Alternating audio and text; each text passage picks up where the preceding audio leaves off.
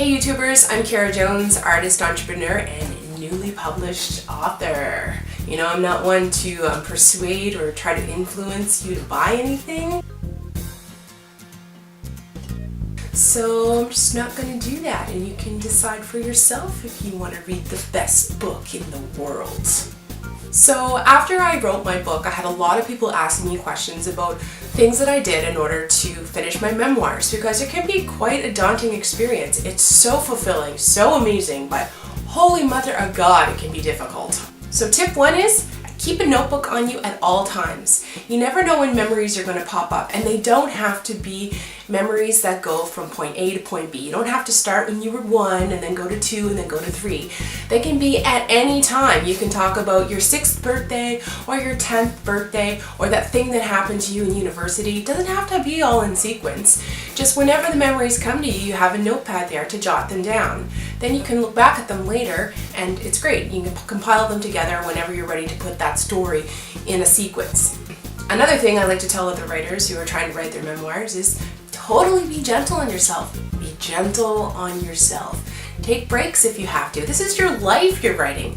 I don't know about you, but a lot of my life was pretty difficult. And going through that series again, holy jeez, it can be emotional. So take breaks if you have to. Don't feel like you have a time limit unless you have a massive publisher, on your ass trying to get you to finish the book. Even then, take breaks, even if it's an hour or 2. Take a moment to check in with yourself emotionally. It can be quite exhausting, reliving those memories, so be kind. Here's a big one in my opinion, and this is just my opinion, but think twice about hating on people in your book. Okay, yeah, you might have had some people be really shitty in your life, okay?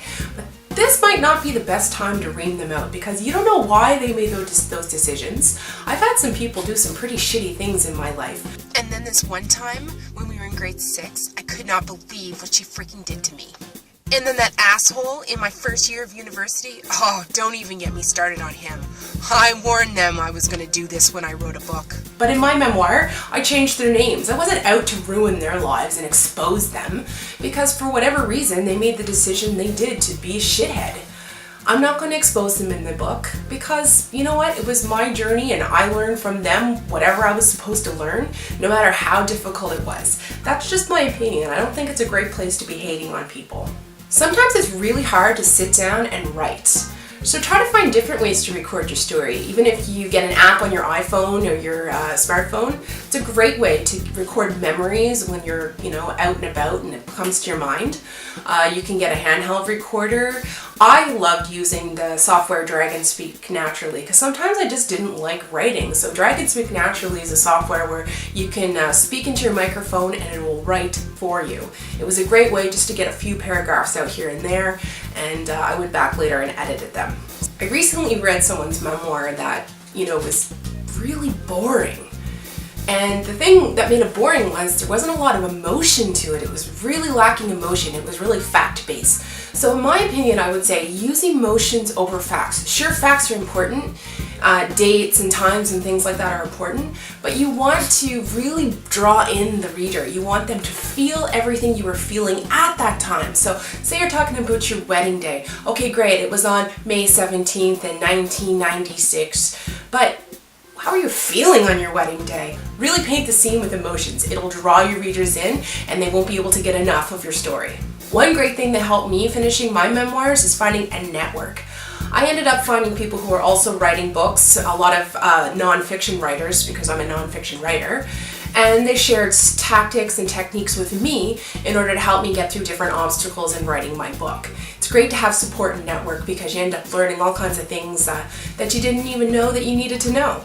So try to find people who can, coach you along the way, be mentors to you. It's really an invaluable experience. Don't feel like it all has to make sense right now. You might not even know where the arc of your story is. When I started writing my memoirs, I had 2 separate books, and what I did in the end was I combined them together. After I had started writing it all, I was like, oh, you know what, these 2 could come together. But the point is I just was writing. No matter what I was doing, I was writing, and I knew that later on it would start to make sense. If you decide to self-publish your memoir as opposed to going with a traditional publisher, I highly suggest finding editors on freelance websites. Two websites that I'm a huge fan of are www.elance.com and www.odesk.com. You're also helping those people out. They're freelance writers, they're looking for work, you're looking for editors. It's a win-win all the way around.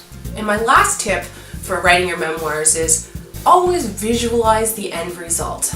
Maybe it's a great idea if you want to make up a fake, cover for your book and wrap it around another book and have it there so that you can visualize a tangible book in your hands. Sometimes it's really difficult because it might take you 2 or 3 years to write your memoir, and you might feel like, oh my God, is this thing ever going to be done? But if you keep that visualization in your mind's eye, I tell you, it is the most powerful tool you can have. Visualize and it will create the end result. If you're a writer that's written your memoirs and you have some tips and tricks that you want to share with my viewers, please feel free to comment below. If you have questions for me and you're trying to write your memoirs, feel free to ask. I'd love to answer any of your questions. Don't give up, keep writing, and it'll feel great to get this thing in your hands. Best feeling in the world.